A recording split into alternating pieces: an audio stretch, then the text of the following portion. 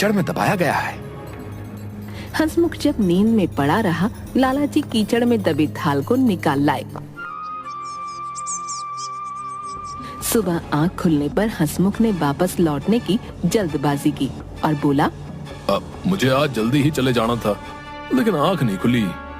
कोई बात नहीं, खाना खाकर चले जाना, इतनी भी क्या जल्दी है। कहकर लाला जी ने उसे रोक लिया।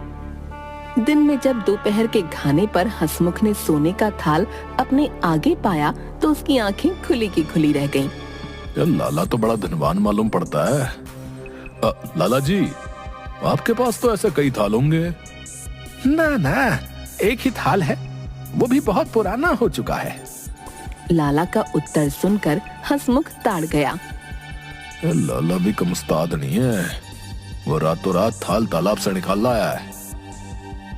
उसके चेहरे पर थाल के निकल जाने का दुख था, लेकिन अपना दुख उसने जाहिर न होने दिया। अब वे एक दूसरे को अच्छी तरह जान गए थे।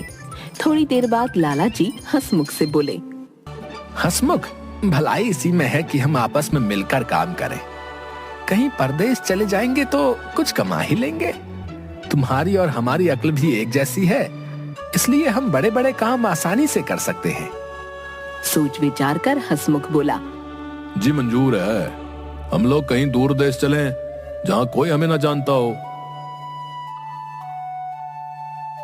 बात पक्की हो गई और अगले ही दिन दोनों परदेश के लिए निकल पड़े।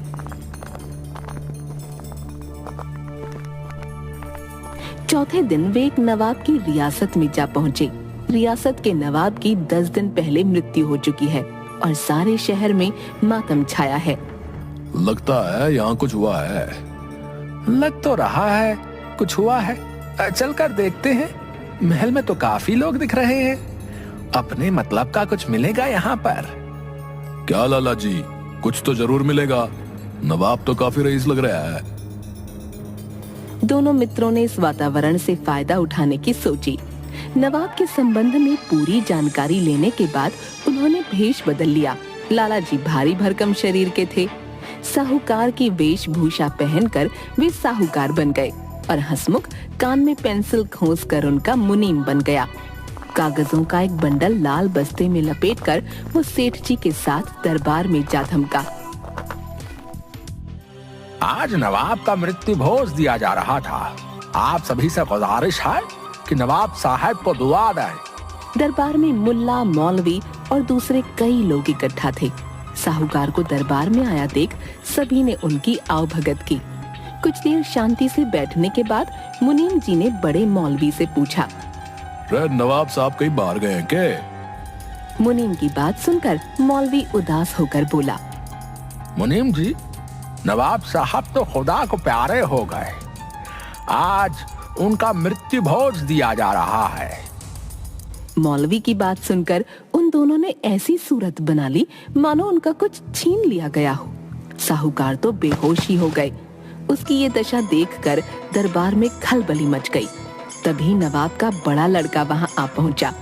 मुनीम ने बताया, अरे 10 वर्ष पहले नवाब साहब ने सेठ जी से 10,000 रुपए लिए थे। दोस्ती के नाते लिखा पढ़ी कुछ नहीं की थी, इसलिए सेठ जी बेहोश हो गए हैं। सुनकर दरबारियों को आश्चर्य हुआ। ठंडा पानी मंगाकर सेठ जी के सिर पर डाला गया। उन्हें होश में लाने की कोशिश की गई। होश में आकर जोर से चिल्लाए, नवाब साहब, मेरे 10,000